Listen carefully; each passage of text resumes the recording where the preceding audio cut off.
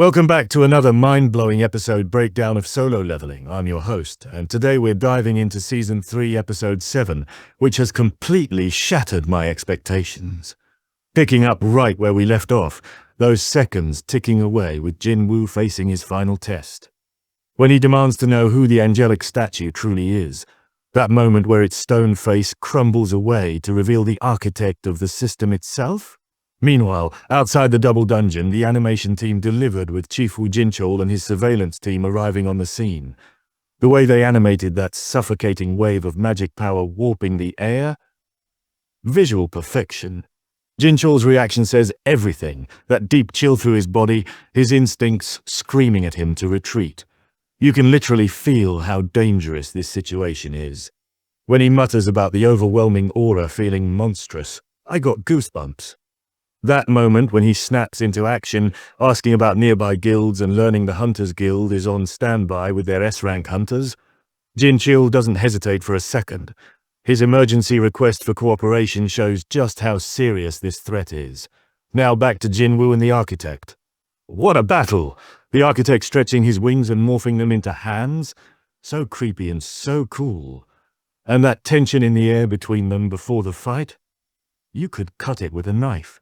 When the architect lunges forward at that blinding speed and just crushes Jin-Woo, I was like, no. Seeing our boy get sent hurtling across the chamber and slamming into the stone wall with that sickening crunch, blood trickling from his mouth. The stakes are real, folks. That relentless barrage of attacks that follows, the floor shattering under the force of the blows. The animation team absolutely killed it with this sequence. But our boy Jin-Woo is adapting. Even against this overwhelming opponent, his hands moving with blinding speed, blocking, deflecting, countering. That unwavering gaze even as he's getting pummeled? That's our Shadow Monarch right there. That moment when the brutal jab crashes into Jin-Woo's jaw, I thought he was done for. But that fiery determination in his eyes, and then that devastating counterpunch to the architect's face, I was literally screaming at my screen. The architect's reaction is everything. That slow grin spreading across his face because for the first time ever, he's found a human who can truly stand against him. Chills. Even with blood dripping into his eye, Jin-Woo's thoughts remain razor sharp. His realization that the architect summoned him as soon as he hit level 101, assuming he wouldn't be a match. But Jin-Woo knows he has the power to take him down. That's my boy. Jin-Woo pressing for answers about why the architect created the system and why he was chosen as its player shows just how much he's grown. He's not just fighting anymore. He wants answers. When Jin-Woo activates Commander's authority and the architect uses the exact same skill, that moment their powers clash mid-air with gravitational force, tearing through the battlefield, the ground shattering beneath them. I nearly fell out of my chair. The architect with all 8 arms outstretched, weapons floating through the air toward him. Such an intimidating visual. When he grips a different weapon in each hand and says everything was predetermined. So ominous. And then that bombshell, the architect revealing he never chose Jin-Woo in the first place and actually opposed the idea. That he's just the designer and overseer of the player breeding system. What does that even mean? My mind was blown. With less than 7 minutes remaining on that heart-stopping timer, Jin-Woo knows he has to end this. The architect soaring into the air before crashing down with that earth-shaking force. Armed with 8 different weapons and unleashing that relentless flurry of attacks. The animation here is insane, but something in Jin-Woo shifts. Even with one eye impaired by blood, he starts seeing the patterns, reading the attacks before they land. The way he weaves through the barrage with that uncanny ease. Pure goosebumps. That moment when Jin-Woo's blade slices through the air and severs one of the architect's arms in that clean, merciless strike. So satisfying. The architect's shocked reaction, unable to believe Jin-Woo managed to wound him even though he's in a mere imitation of a body. The plot thickens. That realization that within Jin-Woo there exists a fragment of something far greater. Something that lets him stand against forces beyond human comprehension. The lore implications here are insane. The architect's furious bellow when he can't fathom how a human could defy him. His desperation as he summons the remaining stone figures, even those with shattered heads and broken limbs. The animation of those fractured forms rising is nightmare fuel. With just over 3 minutes left, Jin-Woo leaping forward and activating Commander's authority again, sending those statues flying backward. His dashing through the chaos, avoiding that massive Colossus fist and cutting down another stone figure. Jin-Woo is unstoppable. When he severs another arm from the architect, that roar of fury, and then that devastating impact of the shield crashing into Jin-Woo's back with that bone-rattling force, I felt that through my screen.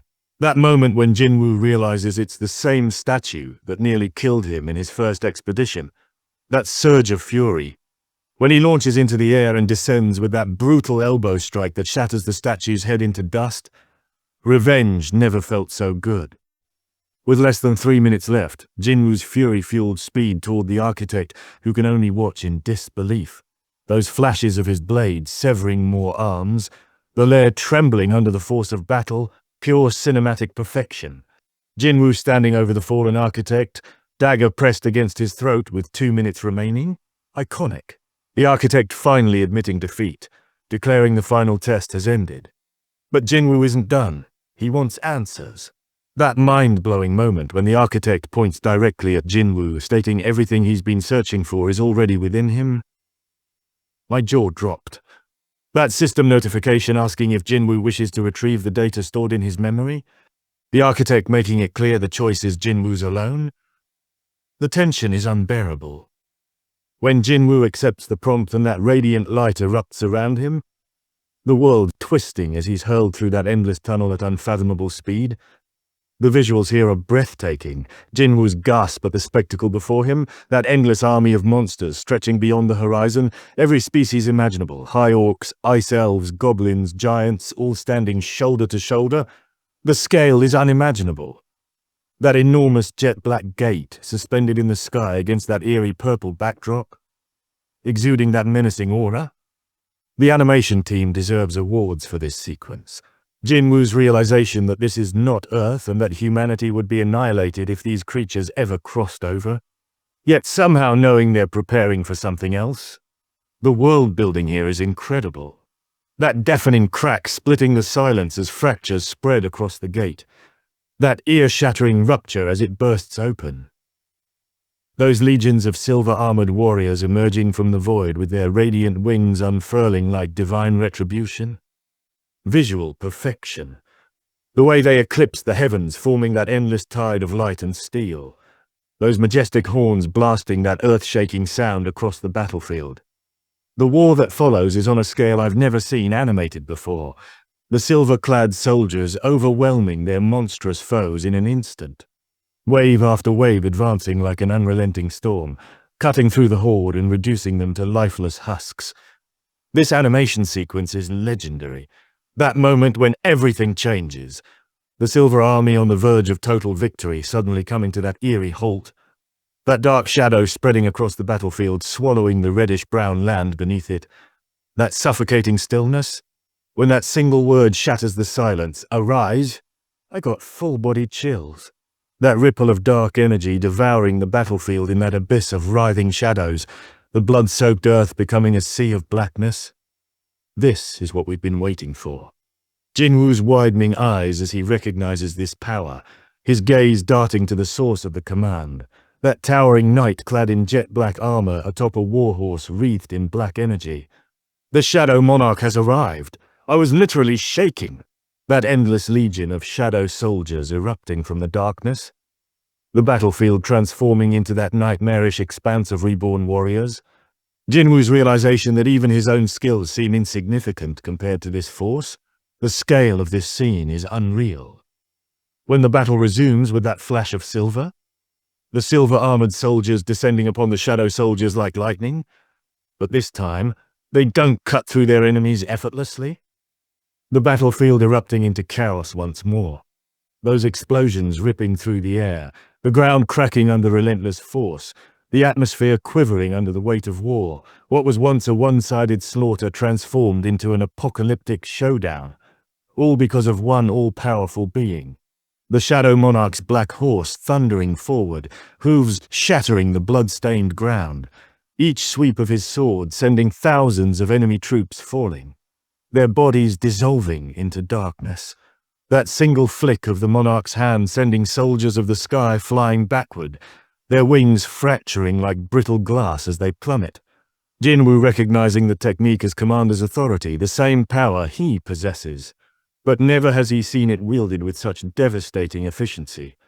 The Shadow Monarch carving a path of destruction, sweeping through the battlefield like an unrelenting storm. The Silver Army faltering for the first time. This sequence is absolutely breathtaking. Just as the Shadow soldiers begin gaining ground, that ominous wind howling across the battlefield, the Monarch pausing, turning his gaze. Jin-Woo, still bound to his vision, following suit, those two colossal gates materializing in the distance, their size rivaling those suspended in the sky. Two armies pouring forth, one of monstrous creatures led by a wolf the size of a mountain, and the other of heavily armored knights bearing the insignias of the noble clans from the demon's castle. Jin-Woo spotting Esil's clan crest among them. The lore connections are mind-blowing. The battlefield already drenched in carnage, teetering on the brink of further chaos. The new arrivals encircling the Shadow Monarch's forces. Jin-Woo's confusion deepening as he wonders why the demons joined this fight. The demons and beasts charging. The Shadow soldiers fighting back but being overwhelmed by endless enemy numbers. Jin-Woo's racing mind trying to understand if this is a betrayal from within, the battlefield descending into further ruin. The monarch, now without his mount, standing firm at the heart of chaos. His dark armor gleaming under that eerie light as he reaches his true opponent, that lone demon slumped against a jagged rock formation. The Shadow Monarch's piercing gaze showing recognition. His cold voice demanding to know why he was betrayed. Why, when they could have ended the war together, the demon chose this path. The demon trembling but lifting its head. That weak yet unwavering tone saying it was a shame they couldn't end him instead. The tension in this scene is unbearable. The monarch's expression hardening, his hand extending, dark energy surging forth as the demon is pulled toward him, his throat clenched in that unyielding grip, the metal of the demon's armor groaning under pressure. That final mocking laugh as the demon utters something in language long forgotten, the monarch's thumb crushing into the demon's throat with that sickening crunch. That precise moment when the Shadow Monarch's gaze locks with the demon's eyes. Jin-Woo recognizing that seething rage, letting go of the lifeless body which crashes to the ground. When he removes the battered helmet and it clatters to the ground, revealing a face Jin-Woo had seen before on the top floor of the demon's castle. It's Baron, the Demon King. I almost fell out of my chair, Jin-Woo's breath hitching, his mind reeling, that thunderbolt realization as he looks down at himself, at the armor now clad over his form. It's not his own. He has taken control of the Shadow Monarch's body. What a twist! His heartbeat quickening, each thud echoing louder than the last, pounding against his ribs like war drums. His trembling fingers finding not one but two hearts pulsing in perfect unison, their rhythm intensifying until it drowns out everything else. His gaze lifting to the sky, those four celestial beings descending, their 6 wings spanning wide, their divine forms shrouded in blinding light, their presence looming ominously, that soft chime echoing in his mind. The system notification confirming the playback of the retrieved data has ended. What an absolutely perfect cliffhanger. Holy freaking wow. Solo leveling just keeps shattering my expectations with every episode. If you enjoyed this breakdown, don't forget to smash that like button, subscribe to Otakuact for more anime content, and hit the notification bell so you never miss an upload.